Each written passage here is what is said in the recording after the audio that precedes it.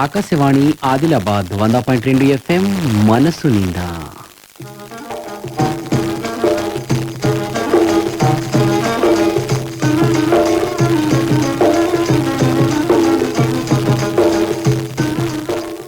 కిసాన్ వాణి.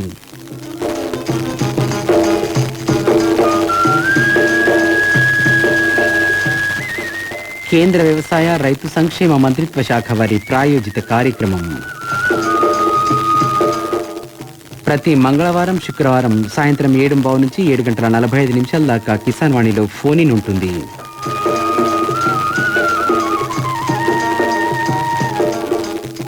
ఇందులో భాగంగా ఇప్పుడు సేంద్రియ వ్యవసాయంలో జీవరసాయనాల వాడకం గురించి శ్రోతలు టెలిఫోన్ ద్వారా అడిగిన ప్రశ్నలు, సందేహాలకు ఆదిలాబాద్ వ్యవసాయ పరిశోధన స్థానం ప్రధాన శాస్త్రవేత్త డాక్టర్ శ్రీధర్ చౌహాన్ సమాధానాలుంటాయి.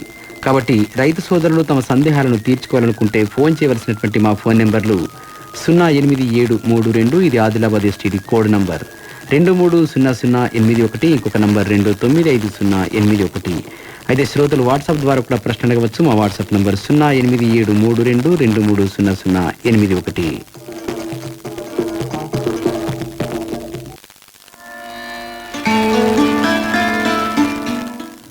వాతావరణ సూచన. ఉమ్మడి ఆదిలాబాద్ జిల్లాలో రాగల 2 రోజుల్లో కొన్ని చోట్ల తేలికపాటి జల్లులు కురిసే అవకాశం ఉంది. గాలిలో ఎక్కువ ఉష్ణోగ్రత 45 డిగ్రీల సెల్సియస్ గాను, తక్కువ ఉష్ణోగ్రత 26 డిగ్రీల సెల్సియస్ గాను నమోదు కావచ్చును. ఇంతకు మించి వాతావరణంలో చెప్పుకోదగ్గ మార్పులేమీ ఉండకపోవచ్చు. हर जोखिम से निकल कर फसल आए, सुरक्षित हो जाए, फसल बीमा से हर किसान अब आत्मनिर्भर हो जाए। संकट के समय प्रधानमंत्री फसल बीमा योजना किसानों के लिए वरदान है। अब सूखा पड़े या बाढ़ आ जाए कोई डर नहीं, अब ओले पड़े या कीट पतंगे फसल खा जाए कोई फिक्र नहीं, क्योंकि हमने लिया है प्रधानमंत्री फसल बीमा। बुआई से फसल कटाई तक हर जोखिम का दावा, न्यूनतम प्रीमियम पर अधिकतम भुगतान का वादा। योजना से हर साल जुड़ रहे हैं 5 करोड़ से ज्यादा किसान। अब आपकी है बारी। नजदीकी कृषि कार्यालय, सहकारी समिति, बैंक शाखा, अधिकृत बीमा कंपनी या जन सेवा केंद्र में स्वेच्छा से करा सकते हैं पंजीकरण। फसल बीमा पोर्टल या फसल बीमा ऐप द्वारा भी कराया जा सकता है पंजीकरण। प्रधानमंत्री फसल बीमा योजना, आपकी फसलों का संपूर्ण सुरक्षा कवच। कृषि एवं किसान कल्याण मंत्रालय, भारत सरकार। अरे अरे अरे क्या कर रहा है?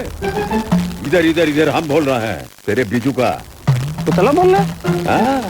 पक्षियों से तो हम खेत को बचा लेते हैं, पर इन घातक रसायनों से कैसे बचाएं? मतलब देख बेटा, तू जो ये अंधाधुंध रसायन मिलाता है ना, मिट्टी की सेहत बिगड़ने लगी है, और जब माटी ही कमजोर पड़ जाएगी तो उपज कैसे सेहतमंद होगी? अरे पहले ऐसा नहीं था, पूछना अपने बड़े बुजुर्गों से, कैसे फसल लहलहाती थी, शुद्धता झलकती थी, हाँ माटी भी तंदुरुस्त और लोग। पहली वाली बात कहा, पर हम तो सब यही डाले हैं। सब नहीं, आज भी लाखों जागरूक किसान परंपरागत विधि से फसल उगा रहे हैं, खर्चा कम और उपज की कीमत भी बेहतर पा रहे हैं। सच है? रे बेटे एक्सपीरियंस से बता रहे हैं, धूप में बाल सफेद नहीं किए हैं। हाँ ठीक है भाई, मैं भी आज से जैविक खेती शुरू करूंगा।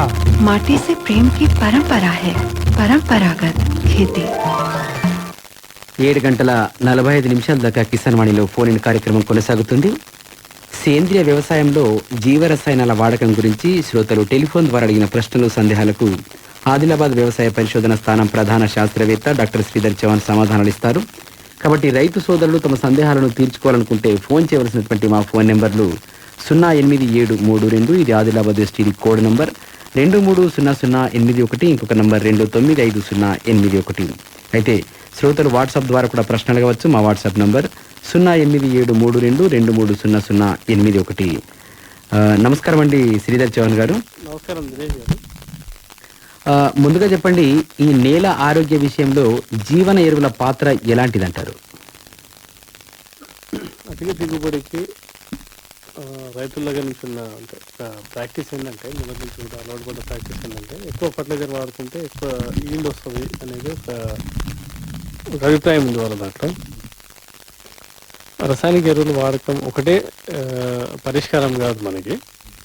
కాకపోతే లాంగ్ రన్లో అంటే దీర్ఘకాలంలో చూస్తే రసాయనిక ఎరువుల మీద ఆధారపడిన ఎన్నో రాష్ట్రాలు ఈరోజు ఇబ్బంది పడతా ఉన్నాయి. ముఖ్యంగా పంజాబ్, హర్యానా ఇలాంటి ప్రాంతాలలో రైతులు అంటే వాళ్ళ పంట భూముల యొక్క భూసారం తగ్గిపోవడము, వాళ్ళ ఆరోగ్యాలు పాడైపోవడము, పశు సంపద పాడైపోవడము, తర్వాత ఎక్కడైతే వాటర్ బాడీస్ ఉన్నాయో ఎక్కడెక్కడైతే ఫర్టిలైజర్ అంతా కూడా లీచ్ అయిపోయి ఆ వాటర్ బాడీస్లలో డ్రైన్ అవుట్ ద్వారా పోయినాయో అవన్నీ కూడా కలుషితమైపోవడము, తాగే భూగర్భంలో చేరిపోవడం ఇవన్నీ కూడా చూస్తూ ఉన్నాము.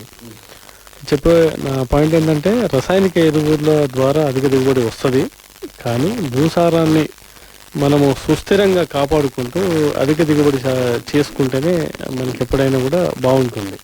సో ఒకటి పర్యావరణ పరిరక్షణ జరుగుతుంది, అందులో ఏవైతే డిఫరెంట్ బయోడైవర్సిటీ కాంపోనెంట్స్ ఉన్నాయో అవన్నీ కూడా సురక్షితంగా ఉంటాయి. అందుకని రసాయనిక ఎరువుల వినియోగాన్ని తగ్గించుకుంటూ జీవన ఎరువులను వాళ్ళు ఎక్కువగా వాడుకుంటే దీర్ఘకాలిక ఈ పంటల ప్రణాళికలో ఎప్పుడు కూడా సారవంతమైన భూములను మనం కాపాడుకునే క్రమంలో ముందుంటాము. సో దీనికి చాలా మార్గాలు ఉన్నాయి. ఒకటి జీవన ఎరువులను వాడుకోవడము, పచ్చిరొట్ట ఎరువులను వాడుకోవడము, సేంద్రియ ఎరువులను అప్లై చేసుకోవడము. ఇవి ఏవి దొరకకపోతే చెరువు మట్టి కానీ లేకపోతే పూడికతీత మట్టిని అప్లై చేసుకోవడము, లేదా కొన్ని రకాలైన పప్పుజాతి పంటలను సాగు చేసుకుని భూమి లోపల కలియ దున్నుకోవడము. ఇవన్నీ చేసుకుంటే మనము సేంద్రియ పదార్థాలు డైరెక్ట్గా మనకి దొరకకుండా కూడా ఇండైరెక్ట్గా మన భూమికి అందిస్తే నేల యొక్క ఆరోగ్యం బాగుంటుంది. నేల ఆరోగ్యం బాగున్నప్పుడే మొక్క ఎదుగుదల బాగుంటుంది, మనకు అనుకున్నట్టు దిగుబడి వచ్చే అవకాశం ఉంటుంది. సో జీవన ఎరువులను కూడా వాళ్ళ యాజమాన్యంలో ఒక భాగంగా వాళ్ళు చేసుకుంటే మంచిది అనేది నా అభిప్రాయం. ఈ జీవన ఎరువులను ఎన్ని రకాలుగా విభజించవచ్చు అంటారు? ఇప్పుడు జీవన ఎరువులు తీసుకుంటే మనకు ప్రధానమైన పోషకాలు నత్రజని, భాస్వరము, పొటాషియం ఈ 3 పోషకాలను ఇచ్చే జీవన ఎరువులు ఉన్నాయి. అలాగే కొన్ని రెండవ కేటగిరీకి చెందిన అంటే సెకండరీ న్యూట్రియంట్స్ అంటాము, లేదా మైక్రో న్యూట్రియంట్స్ అంటాము, వీటిని కూడా ఇచ్చే జీవన ఎరువులు ఉన్నాయి. ముఖ్యంగా జింకునిచ్చే జీవన ఎరువులు, తర్వాత ఇనుమునిచ్చే జీవన ఎరువులు, తర్వాత అట్లాగే సల్ఫర్నిచ్చే జీవన ఎరువులు ఇవన్నీ కూడా ఉన్నాయి. కాబట్టి జీవన ఎరువులు ఒక 5-6 రకాలు మనం చెప్తా ఉన్నాము. అందులో ముఖ్యంగా ఈ NPK అంటే నత్రజని, భాస్వరం, పొటాషియం ఇచ్చే జీవన ఎరువులతో పాటు జింకు, ఐరన్, సల్ఫర్ ఇలాంటి వాటికి కూడా సంబంధించిన ఎరువులు ఉన్నాయి. ఇవి పొడి రూపంలో ఉన్నాయి, తర్వాత ద్రవ రూపంలో ఉన్నాయి. ఇవి కాకుండా భూమి లోపల దాగి ఉన్న సేంద్రియ పదార్థాలను విచ్ఛిన్నం చేసే కొన్ని రకాలైన సూక్ష్మజీవులు కూడా ఉన్నాయండి. ఇవి కూడా ఇండైరెక్ట్ గా జీవన ఎరువుల కింద మనం ట్రీట్ చేస్తాం. ఈ ఆదిలాబాద్ జిల్లా యందు సాగు చేసుకునే పంటలలో వాడవలసినటువంటి జీవన ఎరువులు ఏమున్నాయంటారు? ఇప్పుడు ఆదిలాబాద్ జిల్లాలో మనం తీసుకుంటే ప్రధానమైన పంట కాటన్ క్రాప్ మనకి. సో పత్తి పంట ప్రధానమైన పంట. ఈ ప్రధానమైన కాటన్ క్రాప్ అంటే ఇది నాన్ లెగ్యుమినస్ అంటే పప్పు జాతి పంట కాని పంట ఇది. సో ఎక్కువగా ఈ బయో ఫర్టిలైజర్స్ అన్ని కూడా మొదటి నుంచి కూడా పప్పు జాతి పంటలకే ఎక్కువగా ఆపాదించుకుంటూ పోయినారు. అయితే పప్పు జాతి పంటలు కాని రకాలైన పంటలు కూడా మనకు ఉన్నాయి. కాబట్టి చిరుధాన్య పంటలు కావచ్చు, వాణిజ్య పంటలు కావచ్చు, వీటిని అన్నింటినీ దృష్టిలో పెట్టుకుంటే అజోస్పైరిల్లము, రైజోబ్యాక్టర్ ఇట్లా కొన్ని రకాలైన బయో ఫర్టిలైజర్స్ ఉన్నాయండి. వీటిని మనం వాడుకోవచ్చు. తర్వాత ఈ పప్పు జాతి పంటల విషయానికి వస్తే ముఖ్యంగా దీంట్లో ఒక చిన్న కన్ఫ్యూజన్ ఏంటంటే పప్పు జాతి పంటలలో ప్రధానంగా రైజోబియం కల్చర్ని మనం వాడతాం. ఈ రైజోబియం కల్చర్లో కూడా చాలా డిఫరెంట్ కల్చర్స్ ఉన్నాయండి. ఉదాహరణకి ఆదిలాబాద్ జిల్లాలో మనం వాడుకునే సోయాబీన్ పంటే ఉంది. సోయాబీన్లో వాడవలసిన రైజోబియం కల్చర్ తీసుకుంటే రైజోబియం జపానికం అనే కల్చర్ని మాత్రమే మనం సోయాబీన్లో వాడాలి. ఈ రైజోబియం జపానికం కల్చర్ తీసుకోపోయి పెసరకు, మినుముకు, కందుకు వాడుకుంటే మనకు పెద్దగా లాభం లేదు. అట్లాగే వాటికి కూడా డిఫరెంట్ కల్చర్స్ని ఐడెంటిఫై చేయడం జరిగింది. ఆ సూటబుల్ కల్చరే ఈ డిఫరెంట్ పప్పు జాతి పంటలలో వాడుకుంటేనే మనకి సరైన లాభం జరిగే అవకాశం ఉంటుంది. తర్వాత ఉద్యానవన పంటలలో వాడుకునే బయో ఫర్టిలైజర్స్ ఉన్నాయి. తర్వాత ఈ భాస్వరము, పొటాషియము సంబంధించిన ఎరువులు ఏవైతే ఉన్నాయో, జీవన ఎరువులు ఏవైతే ఉన్నాయో ఇవన్నీ ఆల్మోస్ట్ అన్ని రకాలైన పంటలలో మనం వాడుకోవచ్చు. తర్వాత జింకు, తర్వాత ఇనుము, సల్ఫర్ వీటికి సంబంధించిన ఎరువులు అన్నీ కూడా ఆల్మోస్ట్ అన్ని రకాలైన పంటలు అంటే వ్యవసాయ పంటలు కావచ్చు, ఉద్యానవన పంటలు కావచ్చు, ఉద్యానవన పంటలలో కూరగాయల పంటలు, తర్వాత తోటలు వీటన్నిటిలో కూడా వాడుకునే అవకాశం ఉంది. అంటే చెప్పే అంశం ఏంటంటే జీవన ఎరువులు మనకి మార్కెట్లో దొరికే రసాయనిక ఎరువుల లెక్క అన్ని రకాలైన కేటగిరీస్లు ఉన్నాయి. తర్వాత ఇవి లిక్విడ్ ఫామ్, సాలిడ్ ఫామ్లో ఇట్లా 2 రకాలైన రూపాల్లో దొరుకుతూ ఉంది. అంటే ద్రవ రూపము, ఘన రూపము.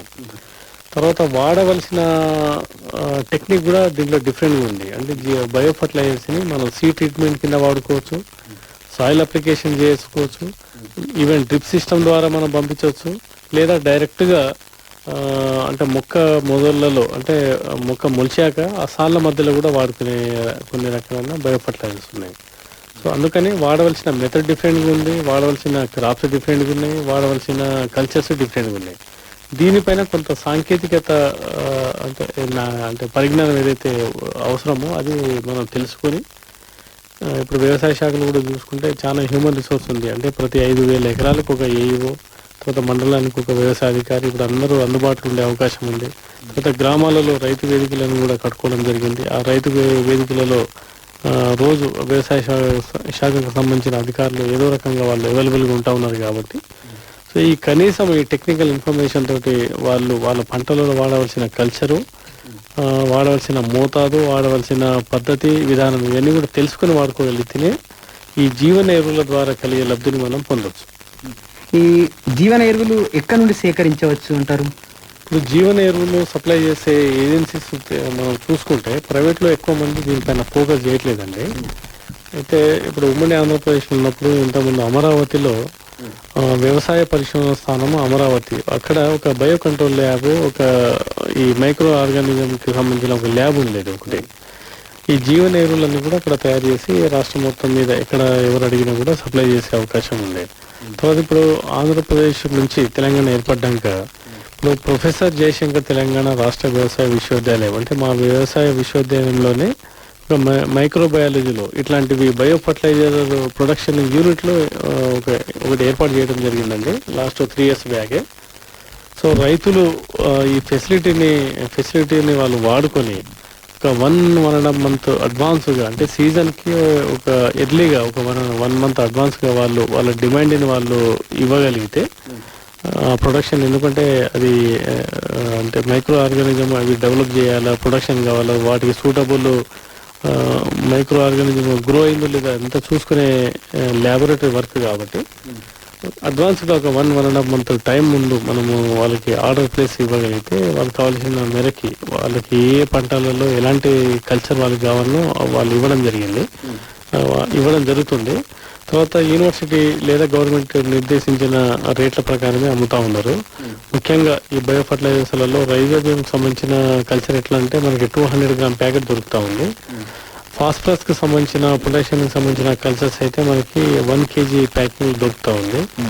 తర్వాత కొంత అడ్వాన్స్డ్ టెక్నాలజీలో ఏంటంటే ఈవెన్ లిక్విడ్ ఫామ్ లో కూడా అమ్మడం జరుగుతూ ఉంది. సో యూనివర్సిటీలో ఈ ప్రొవిజన్ ఉందండి. సో ఆసక్తి ఉన్న రైతులు మీ దగ్గరలో ఉన్న కృషి విజ్ఞాన కేంద్రం కావచ్చు, అగ్రికల్చర్ రీసెర్చ్ స్టేషన్ కావచ్చు, లేదా అగ్రికల్చర్ డిపార్ట్మెంట్లో పనిచేసే నిష్ణాతులైన ఏఓస్ ఎవరినైనా అడిగినా కూడా ఈ యూనివర్సిటీలో ఉన్న ఈ ల్యాబొరేటరీ యొక్క ఫెసిలిటీని వాళ్ళు వాడుకొని వాళ్ళకున్న పంటలలో అధిక ఉత్పత్తిని సాధించుకునే అవకాశం ఉంది. తర్వాత ప్రైవేట్లో అనేది నాకు కొంత అవగాహన లేదు, కానీ వ్యవసాయ శాఖలోనే చాలా చోట్ల కూడా ఇప్పుడు అంటే ల్యాబొరేటరీస్ ఎస్టాబ్లిష్మెంట్ చేయడం జరిగిందండి, బయో కంట్రోల్ ల్యాబ్ అని. అందులో ట్రైకోడర్మా విరిడి అనే కల్చర్ని మాత్రం వాళ్ళు తయారు చేస్తున్నారు, అమ్ముతున్నారు. ఒకవేళ ఆసక్తి ఉన్న రైతులు వాళ్ళకి డిమాండ్ ఎక్కువ ఉందంటే ఇక్కడ ఈ స్థాయిలో కూడా వాళ్ళు కొన్ని రకాలైన జీవన ఎరువులను కూడా తయారు చేసుకునే అవకాశం ఉంది. అందుకని ఆసక్తి ఉన్న రైతులు వాళ్ళ దగ్గర ఉన్న మండలంలో ఉన్న వ్యవసాయ అధికారులను కానీ లేకపోతే సంబంధిత అధికారులను వాళ్ళు అడిగి ఈ డిమాండ్ ప్రకారం మాకు ఈ బయో ఫర్టిలైజర్ కావాలని చెప్తే మాత్రం డెఫినెట్గా వ్యవసాయ శాఖ ద్వారా కూడా అరేంజ్ చేసే అవకాశం ఉంది. ఈ జీవన ఎరువుల వినియోగం ద్వారా ఆర్థిక ప్రయోజనాలు ఎట్లా ఉన్నాయంటారు? అయితే మొదటి నుంచి కూడా అంటే ప్రాపర్గా మంచి క్వాలిటీ బయో ఫర్టిలైజర్ దొరికితే మనము రసాయనిక ఎరువుల వినియోగాన్ని ఒక 25 నుంచి 30% మనం తగ్గించుకునే అవకాశం ఉంది. ఇప్పుడు సెంట్రల్ గవర్నమెంట్ కావచ్చు, రాష్ట్ర ప్రభుత్వం కావచ్చు, మొదటి నుంచి కూడా రైతుల ఆదాయం 2 కావాలనేది ఒక టార్గెట్ పెట్టుకుని మనం పోతా ఉన్నాము. సో ఈ 2 అయ్యే క్రమంలో ముందు పంట పెట్టుబడిని మనం సగానికి తగ్గించాలి. తర్వాత మార్కెట్లో మద్దతు ధర కన్నా కూడా రైతులకు ఎక్కువ ధర లభించే రోజు ఎప్పుడైతే వస్తుందో డెఫినెట్గా వాళ్ళ ఆదాయం రెట్టింపు అవుతుంది.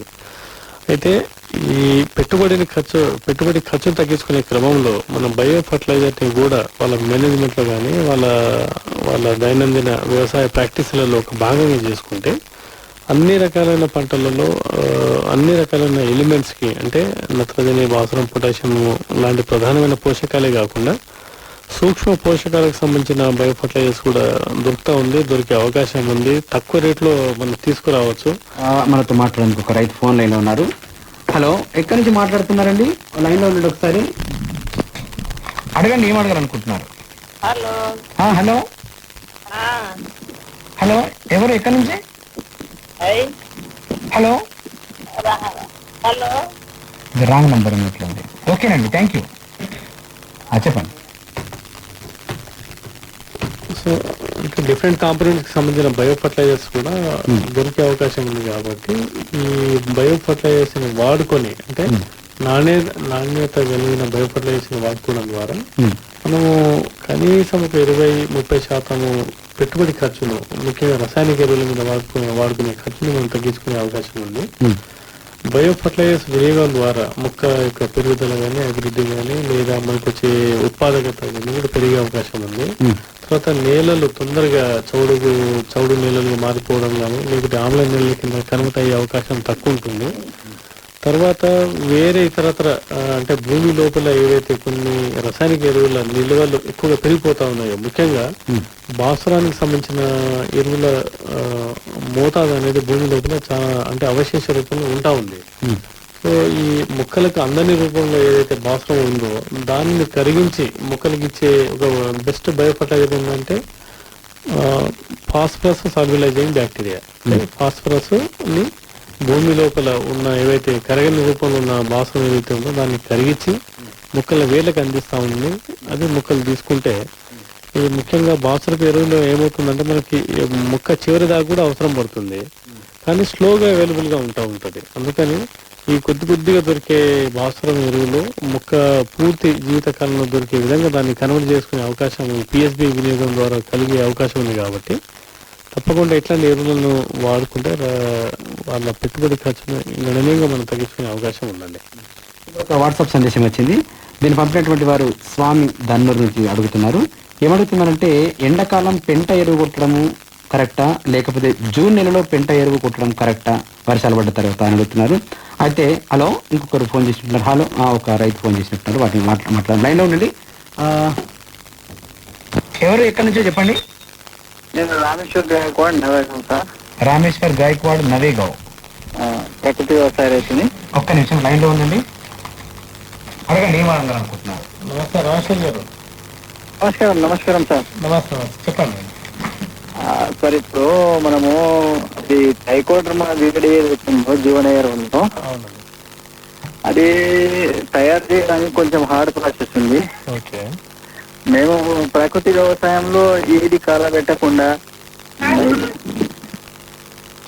పర్యావరణానికి ఎట్లాంటి హాని కలగకుండా ఏదైతే మన పంట అవశేషాలు ఉంటాయో మొత్తం భూమిలో కలియదుక్కుతాము. దాని వల్ల ఏమైతుందంటే రుచి వస్తుంది. ఎండు తెగులు సమస్య వస్తా ఉంది. అయితే మనము అది ట్రైకోడర్మా తయారు చేసుకుంటే అది కొంచెం హార్డ్ ప్రాసెస్ ఉంది సార్. ఓకే. దానికి బదులు అది లిక్విడ్ ఫామ్ లో ఇంత ట్రైకోడర్మా ఉంటే దాని గురించి అవగాహన ఉంటే చెప్పగలుగుతారా? అయితే ట్రైకోడర్మా విరిడిని కూడా లిక్విడ్ ఫామ్ లో తయారు చేస్తున్నారు. కాకపోతే ఇంకా అది వాణిజ్యపరంగా బయటికి రాలేదండి. అది కొంత రీసెర్చ్ నడుస్తా ఉంది. తర్వాత మన దగ్గర ఏదైతే పొడి రూపంలో దొరుకుతా ఉందో ఈవెన్ దానిని కూడా అంటే నీళ్ళలో కరిగించి డ్రిప్ సిస్టమ్ ద్వారా కూడా చాలా మంది రైతులు వాడుతున్నారు. మీరు కూడా ఆ రకంగా వాడుకునే ప్రయత్నం చేయండి. ప్రస్తుతం అంటే ఏదైతే లిక్విడ్ ఫామ్ లో రావాల్సిన మంది ఏదైతే ఉందో ఇంకా రాలేదండి అది వాస్తవంగా. తర్వాత ఇంకొకటి నాకు అర్థమైంది ఏంటంటే, ఈ ట్రైకోడర్మా విరిడిలో కూడా మనం ఏదైతే అనుకుంటున్నామో ట్రైకోడర్మా విరిడి కన్నా కూడా అంతకన్నా నాణ్యమైన, అంతకన్నా బెటర్ రిజల్ట్ ఇచ్చే స్పీసీస్ గురించి కూడా యూనివర్సిటీలో రీసెర్చ్ నడుస్తూ ఉంది ఇంకా మాకు. అంటే ఎండు తెగులు మనం తట్టుకునే ఏవైతే ఆర్గానిజమ్స్ ఉన్నాయో దాని మీద పూర్తి స్థాయిలో అదుపుని తీసుకొచ్చే కొన్ని బ్యాక్టీరియా కానీ ఫంగస్ సంబంధించిన రీసెర్చ్ నడుస్తూ ఉంది. But as on today trichoderma viride ఒకటి మాత్రమే మనకి అంటే జిల్లాలో బీసీ ల్యాబ్లు కూడా వాళ్ళు ప్రొడక్షన్ చేసి రైతులకు అమ్మడం జరిగింది. ఇంకా ప్రతి జిల్లాలో కూడా ఇది అవైలబుల్గా ఉంది. ప్రస్తుతం ఉన్న దాంట్లో మీరు ఏం చేస్తారంటే ఒకటి విత్తన శుద్ధి చేసుకోవడము, రెండవది సాయిల్ అప్లికేషన్ చేసుకోవడము, తర్వాత మూడవది మీరు ఏదైతే అంటే విల్ట్ వస్తుంది, భూమి లోపల కళ్ళెద్దు ఉండడం వల్ల విల్ట్ వస్తుంది అనేది సమస్య ఏదైతే చెప్తా ఉన్నారో, నా అభిప్రాయం ప్రకారం ముందు ఏం చేయాలంటే మీరు డైరెక్ట్ గా అంటే నేరుగా భూమిలో దున్నుకోకుండా ఆ మొక్కలన్నీ కూడా ఏదైతే అవశేషాలు ఉన్నాయో, పంట అవశేషాలు ఉన్నాయో అవన్నీ కూడా ఒక పిట్టు లోపల ఒక గుంత తవ్వి ఒక 5-6 నెలలు వాటిని బాగా డీకంపోస్ట్ కానివ్వండి మీరు. ఆ డీకంపోస్ట్ అయ్యే క్రమంలో కూడా ఈ విల్ట్కి సంబంధించిన ఆర్గానిజమ్స్ అన్ని కూడా కొంతవరకు నల్లిఫై అయ్యే అవకాశం ఉంటుంది, తగ్గిపోయే అవకాశం ఉంటుంది. ఆ రకంగా ఒకటి ప్రయత్నం చేయండి. రెండవది, ఇప్పుడు కాటన్, కంది లాంటి పంటలు చిన్న చిన్న ముక్కలు చేసి భూమిలో వెళ్ళి దున్నితే ఒక 1-2 months లోపల అంత చర్యల వల్ల కూడా అవి పాడైపోయే అవకాశం ఉంది. ఇంకా మీకు అలాంటి మిషనరీస్ లేకపోతే మాత్రము నాకు తెలిసినంత వరకు మీరు కొద్దిగా లోతైన గుంతలు తవ్వి ఒక 5-6 నెలలు వీటినంతా కూడా డీకంపోజ్ చేసి అది కూడా డైరెక్ట్ గా సన్లైట్ పడకుండా మీరు ఏమంటారంటే క్లోజ్ చేసుకోవాలి గుంతలన్నీ కూడా. అట్లా చేసుకుంటే దాని నుంచి వచ్చిన ప్రొడక్ట్ ని మీరు వాడుకోండి, రీసైకిల్ చేసుకోండి. అట్లా అది బెస్ట్ ఏమో నా ఉద్దేశంలో. ఓకే, సో ఇంకా లిక్విడ్ బయో ఫర్టిలైజర్ నుంచి నాకు ఏదైనా ఇన్ఫర్మేషన్ ఉంటే డెఫినెట్ గా మీకు నేను షేర్ చేస్తాను. ఇలాంటి ప్రకృతి వ్యవసాయం చేసే లేదా సహజ వ్యవసాయం చేసే రైతులకి ఎప్పుడు కూడా మేము అండదండగా ఉంటాము. మీరు చాలా మందికి మార్గదర్శకులుగా మీరు పనిచేస్తా ఉన్నారు జిల్లాలో. డెఫినెట్ గా అంటే దాని వెనకాల చాలా శ్రమ, కష్టం అంతా కూడా ఉంది. రసాయనిక ఎరువులు, రసాయనిక మందులతో చేసే వ్యవసాయం కన్నా కూడా 4 ఖర్చు కూడా ఎక్కువ అవుతుంది మీకు. కానీ దానికి ఒక ఎక్స్ట్రా విలువ ఆధారిత ప్రొడక్ట్ కింద మీరు మార్కెట్ చేసుకుని ఇంకొంత అదనపు ఆదాయాన్ని సంపాదించుకునే అవకాశం ఉంది, వీటిలలో లేదు. ఓకే, ధన్యవాదాలండి. థ్యాంక్ యూ అండి. ఇప్పుడు ఒక చిన్న విరామం తీసుకుందాం, విరామానంతరం మరిన్ని విషయాలు తెలుసుకుందాం. कोरोना वायरस के खतरे से बचते हुए फसल की कटाई, बिक्री, खरीद, नई फसल की जुताई और बुआई सुरक्षित हो सकती है अगर हम लगातार हाथों को साबुन और साफ पानी से नियमित अंतराल पर धोते रहें। नाक, मुंह को मास्क, गमछे या कपड़े से ढक कर रखें। आंख, कान, नाक, मुंह न छुएं। आपस में 2 गज की दूरी बनाए रखें। मास्क और 2 गज की दूरी के मंत्र को अभी हमें छोड़ना नहीं है। फसलों की बुवाई एवं कटाई करते समय आपस में कम से कम 2 गज की दूरी बनाए रखें। फसल की कटाई करने के बाद छोटे छोटे ढेरों में इकट्ठा करें। कृषि के औजारों की समय समय पर सफाई करें। एक दूसरे के साथ औजारों की अदला बदली न करें। श्रमिकों के शौचालयों और हाथ धोने की जगह की ठीक से सफाई जरूरी है। बुआई, कटाई एवं मड़ाई के दौरान इस बात का ध्यान रखें कि इन स्थानों के आसपास कोई थूके नहीं। कंबाइन, हार्वेस्टर, थ्रेशर, जुताई और बुआई की मशीनों को इस्तेमाल से पहले साफ करें। मशीनों के इस्तेमाल से पहले और इस्तेमाल के बाद हाथ साबुन से साफ करें। वाहनों, बोरियों, थैलियों और पैकिंग के दूसरे सामान की साफ सफाई पर भी खास ध्यान दें। खरीद केंद्र पर आने से पहले किसानों एवं श्रमिकों की जांच। खरीद केंद्रों पर भीड़ न लगाएं एवं किसानों को बारी बारी से बुलाएं। गोदामों पर खरीदी हुई फसल को लेने में शीघ्रता करें ताकि किसानों एवं श्रमिकों को रुकना ना पड़े। कोरोना के खतरे से बचाव और अधिक जानकारी के लिए आरोग्य सेतु ऐप डाउनलोड करें। देश में खाद्य सुरक्षा के ये सिपाही भोजन की निरंतर उपलब्धता को सुनिश्चित करते हैं। किसान स्वस्थ रहें तभी हम कोरोना वायरस से जीत पाएंगे, आगे बढ़ पाएंगे। किसान सबल, देश प्रबल। ఒక రైతు ఫోన్ లైన్ లో ఉన్నారు, అంకోల నుంచి గణేష్. హలో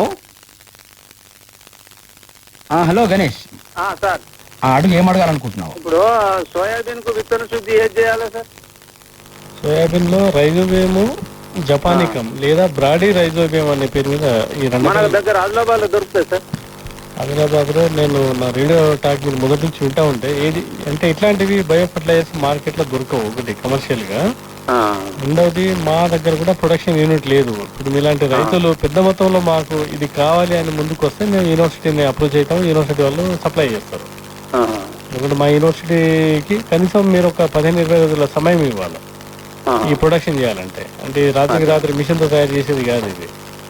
ఎందుకంటే బయో ఫర్టిలైజరు దీనికి కొంత ప్రొసీజర్ ప్రాసెస్ ఇదంతా ల్యాబొరేటరీ వర్క్ ఉంటుంది. అందుకని సోయాబీన్ పండించుకునే ప్రాంతాలలో ఈ బ్రాడీ రైజోబియం కల్చర్ అనే దాన్ని మనము విధిగా చెప్తాము. ఒక ఎకరానికి అంటే 8 నుంచి 10 కిలోల సోయాబీన్ విత్తనానికి 200 గ్రాముల ప్యాకెట్ పట్టించాలి. అంటే కనీసం మీకు 3 నుంచి 4 ప్యాకెట్లు కావాలి. ఇప్పుడు సంచులలో ఇస్తున్నారు సార్ వాళ్ళు ప్రైవేట్ కంపెనీ వాళ్ళు. సంచులలో ఇచ్చేది తెల్లటి పౌడర్ కదా, పౌడర్ అదేంటి? అది దాని ఫంగిసైడ్ అంటారు, శిలీంద్ర నాశిని. అంటే విత్తనంతో పాటు ఏదైతే కొన్ని రకాల తెగులు వచ్చేస్తా ఉంటాయో వాటిని నివారించడానికి ఇస్తారు. అది ముఖ్యంగా క్యాప్టాను, థైరమ్ అనే పేరు అమ్ముతారు. సో అది ఓకే, అదే ఫంగిసైడ్, అదే అవసరమే. దాంతో పాటు ఈ బయో ఫర్టిలైజర్ ని కూడా మనం చేసుకోగలిగితే వేర్ల మీద వేరు బుడిపెలు, అంటే మీరు చూస్తుంది చిన్న చిన్న గుడ్ల లెక్క ఉంటాయి, వాటిని ఇట్లా చిదిమితే ఎర్రటి రక్తం లెక్క నీళ్లు బయటకు వస్తుంది. అట్లా ఆ గుడ్ల సంఖ్య వేర్ల మీద ఎంత ఎక్కువ ఉంటే సోయాబీన్ లో దిగుబడి అంత ఎక్కువగా వస్తుంది. అట్లా రావాలనుకుంటే మీరు ఖచ్చితంగా రైజోబియం కల్చర్ తోటి సీడ్ ట్రీట్మెంట్ చేయడం ఒకటి. రెండవది రసాయనిక ఎరువులను ఈ బయో ఫర్టిలైజర్ కలిపి వాడద్దు. ఇది ముందు వాడుకోవాలి, దాని తర్వాత మళ్ళీ వాటిని సపరేట్ గా పెట్టాలి. తర్వాత ఏ నెలల్లో అయితే సేంద్రియ పదార్థము, సేంద్రియ కర్బనం ఎక్కువ ఉంటుందో అక్కడ దీని యొక్క మల్టిప్లికేషన్ ఎక్కువ ఉంటుంది. అట్లా అంతేగాని పొడి దుక్కిలో పొడిగా మనం చదువుకున్నామంటే ఈ కల్చర్స్ బతకవు, ఎక్కువ రోజులు చనిపోతాయి. ఓకే, సో దీంట్లో కూడా కొన్ని లిమిటేషన్స్ ఉన్నాయి. ఆ లిమిటేషన్స్ కూడా 1-2 సార్లు మీరు ఆలోచించి వీటిని అప్లై చేసుకోవాలి. మరి మాకు కావాలంటే మీకు అగ్రికల్చర్ వాళ్ళని కలిస్తే తెప్పిస్తారు. మీ దగ్గర మీకు ఎవరైతే వ్యవసాయ విస్తరణ అధికారులు ఎవరైతే ఉన్నారో, లేదా మీ మండలానికి సంబంధించిన వ్యవసాయ అధికారి ఎవరైతే ఉన్నారో వాళ్ళకి మీ డిమాండ్ ఇవ్వండి. మా ఊరు మొత్తం మీద ఒక 15-20 మంది రైతులకు మాకు ఇంత కావాలి అనుకుంటే ఆ డిమాండ్ మనము చేయగలుగుతాము. ఒక ప్యాకెట్ 2 ప్యాకెట్ అంటే ఎవరు సప్లై చేయరండి. ఒక 20-30 కిలోలు కావాలనుకుంటే మనకి ఈవెన్ కొరియర్, మన తెలంగాణ గవర్నమెంట్ ఏదైతే ఆర్టీసీ కొరియర్ స్టార్ట్ చేసిందో ఈవెన్ ఆ బస్సులతో కూడా కార్గో సర్వీసెస్ కూడా మనం తెప్పించుకోవచ్చు, ఇబ్బంది ఏం లేదు. ఓకే, సరే సార్, థ్యాంక్ యూ అండి. అయితే మనకు ఒక వాట్సాప్ సందేశానికి ఆన్సర్ ఇవ్వాల్సి ఉంది. అది వేసవి కాలంలో ఇప్పుడు పెంట ఎరువు వేయడం కరెక్టా, వర్షాలు పడ్డ తర్వాత జూన్ లో వేయడం కరెక్టా అని అడుగుతున్నారు. 40-45 డిగ్రీల టెంపరేచర్ ఉన్న ప్రాంతాలలో ఎండ వేడికి మనం FIM అప్లికేషన్ చేసినా, అంటే సేంద్రియ పదార్థాలను అప్లై చేసినా కూడా అందులో దానివల్ల కలిగే ప్రయోజనము మనకు పెద్దగా ఏమి ఉండదండి. అయితే మనం కూడా అంటే వాస్తవంగా చెప్పేది టెక్నాలజీ ఒకటి, ప్రాక్టికల్గా ఉన్న సమస్య ఒకటి. ఇప్పుడు ఈ పశువుల ఎరువులు తోలడం అనేది మనకి సాంప్రదాయమైన పద్ధతే. ఈ రైతులు వాళ్ళకు మొత్తం 2 పంట సీజన్ అంతా అయిపోయి భూమి అంతా దుక్కి చేసుకునే సమయంలో వాడుతూ ఉంటారు. అయితే ఈ హై టెంపరేచర్కి ఏమవుతుందంటే దీంట్లో ఉండాల్సిన పోషకాలంతా కూడా ఆవిరి రూపంలో బయటకు పోతుంది. సో ఆ రకంగా పోషకాల సామర్థ్యం కొంత తగ్గినప్పటికీ కూడా మీరు సమ్మర్లో అప్లై చేసుకోవచ్చు. కానీ వీలున్నంత వరకు మనకి ఆన్సెట్ ఆఫ్ మాన్సూన్ అంటే చివరి దుక్కి చేసుకునే సమయంలో, లేకపోతే దుక్కి స్టార్ట్ అయ్యే సమయంలో చేసుకోవడం మంచిది. అంతేగాని మార్చి నెలల్లో, ఏప్రిల్ నెలల్లో అప్లై చేసుకుని 2 నెలలు దానిని బాగా హై టెంపరేచర్కి ఎక్స్పోజ్ చేస్తే మాత్రము అందులో ఉండాల్సిన న్యూట్రియన్స్ అవన్నీ కూడా నెమ్మదిగా ఈ వోల్టలైజేషన్ ద్వారా, అంటే గాలిలో బాష్పీభవనం ద్వారా లేకపోతే ఇంకా వేరే ప్రక్రియల ద్వారా ఆవిరైపోయే అవకాశం ఎక్కువ ఉంటుంది. ఇంకొక రైతు కూడా అడిగారు, 1 నిమిషంలో చెప్పండి. పోలేరయ్య, అంటే భూసార పరీక్షలు వర్షం వచ్చినప్పుడు చేయాలా, వర్షం రాకమునుపు చేయాలని అడుగుతున్నారు. భూసార పరీక్షకున్న అంటే బేసిక్ ప్రిన్సిపల్ ఏంటంటే మొత్తం 2 క్రాప్స్ అంతా అయిపోయిన తర్వాత, లేదా 3 క్రాప్స్ అంటే మార్చ్ ఏప్రిల్ కల్లా మీ ప్లాట్లో ఫీల్డ్స్ లో క్రాప్స్ అన్ని అయిపోయినాక మనము సాయిల్ శాంపుల్ కలెక్షన్ చేసుకోవడం మంచిది. అయితే సాయిల్ శాంపుల్ కలెక్షన్ చేసుకునే టైంలో కూడా అంటే మనం సాగు చేసిన మొక్కల అవశేషాలు కానీ వాటి ఆకులు అవన్నీ లేకుండా మనకు సమయం అయిపోయింది. మిగతా సందర్భాలలో శ్రోతలు ఫోన్ చేసి తెలుసుకోవచ్చు. అయితే మనకు ధన్యవాదాలండి. మీరు సేంద్రియ వ్యవసాయంలో జీవ రసాయనాల గురించి చక్కగా తెలియజేశారు. ఏమన్నా నంబర్ ఉంటే చెప్పండి, మిగతా సందర్భాల్లో రైతు సోదరులు ఫోన్ చేసి తెలుసుకునే అవకాశం ఉంటుంది. నా కాంటాక్ట్ నెంబర్ వచ్చేసి 7337399461 7337399461. నా పేరు డాక్టర్ శ్రీధర్ చౌహాన్, ప్రధాన శాస్త్రవేత్త, వ్యవసాయ పరిశోధన స్థానం, ఆదిలాబాద్. ధన్యవాదాలండి. సేంద్రియ వ్యవసాయంలో జీవ రసాయనాల గురించి చక్కగా తెలియజేసినందుకు.